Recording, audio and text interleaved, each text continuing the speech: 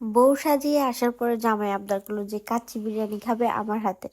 আসসালামু আলাইকুম, সবার কি অবস্থা? আমি চিন্তা তারা ভাই, হ্যাঁ আমার পেজ নাম হচ্ছে জিফাত। একটা ডেলিভারি দেওয়ার জন্য চলে গেলাম সোনাপুর কলেজে। ওইখান থেকে চলে আসলাম টোকি ফুডে। আমরা দুজন মিলে বাজার করতে গেছিলাম। এর আগে আমি খেয়ে নিচ্ছি কারণ আমার অনেক বেশি ক্ষুধা লাগছে। বিয়ে বাড়িতে আমি ঠিক করে খাইতে পারি নাই, তাড়াহুড়া করে চলে আসছি। তারপর এখানে এসে আমি চা, পরোটা এবং মুগের ডাল দিয়ে খাচ্ছিলাম। চা ছাড়া আমার চলে না, চা আমার মাস্ট খাইতে হবে। আমি চাল আবার একটা চাল আবার বলা যায় আমাকে। পরোটা দিয়ে চা আমার অনেক অনেক বেশি পছন্দ। আর ওই যে নর্মাল পরোটা না, মচমচে পরোটা যেগুলো না তেল দিয়ে ভালো করে ভেজে দেয়, ওগুলো বেশি ভালো লাগে। তারপরে যে বাজার করতে মুদি দোকানে চলে গেলাম, কি কি লাগবে আমি লিস্ট করে নিয়ে আসছি। এখান থেকে পোলাও চাল, আর এখান থেকে পোলাও চাল নিয়ে এত বাজে হয়েছে, আমি সামনে বলবো কি হয়েছে। আচ্ছা, আমরা সবকিছু বাজার করে বাসায় চলে আসি। আর এখানে আমি পেঁয়াজ বেরেস্তা করে নিচ্ছি। আর চালগুলো ভালো করে ধুয়ে শুকিয়ে নিচ্ছি। তারপর আমি আলুগুলো সিদ্ধ দিয়ে দিচ্ছি। আমি কাঁচা আলু দিই নাই, আলুগুলো সেদ্ধ করে আমি জর্দা রং তারপর লবণ দিয়ে ভেজে নিয়েছি। আর এই হচ্ছে আমার বেরেস্তাগুলা। আমাদের রান্নাঘরে আলোর সমস্যা, যার কারণে ভিডিওগুলো অন্ধকার টাইপের আসছে। আর এখানে আমি পেঁয়াজ আর কাঁচা মরিচ নিয়েছিলাম, এগুলা ব্লেন্ডার করে নিয়েছি।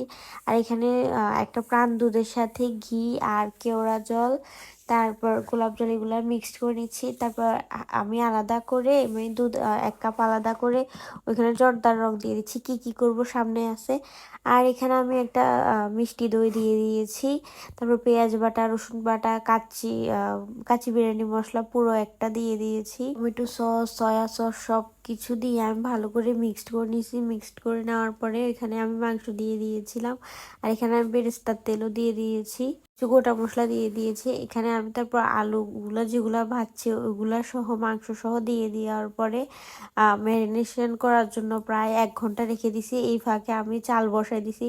এই চালগুলো পুরা নষ্ট হয়ে গেছে, পুরা মানে অবস্থা খারাপ হয়ে গেছে, পরে ফেলে দিছি। পরে আবার চাল আনি, তারপর সেদ্ধ করে তারপর বসেছি আর কি।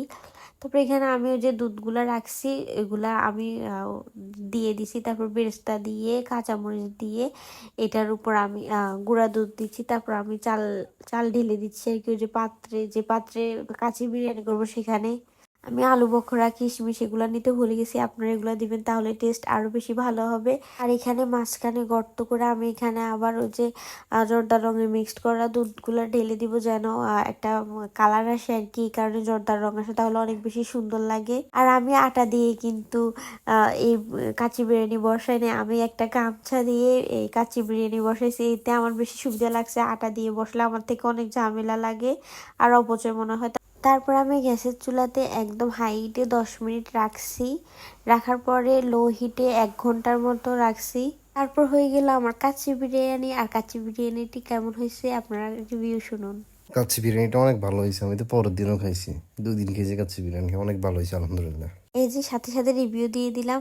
সবাই ভালো থাকবেন, আমার পেজের সাথে থাকবেন। আর আমার মতো কে আছেন যে রান্না নিয়ে নিজের নাম নিজে করেন, অবশ্যই কমেন্টে জানাবেন। আল্লাহ হাফেজ।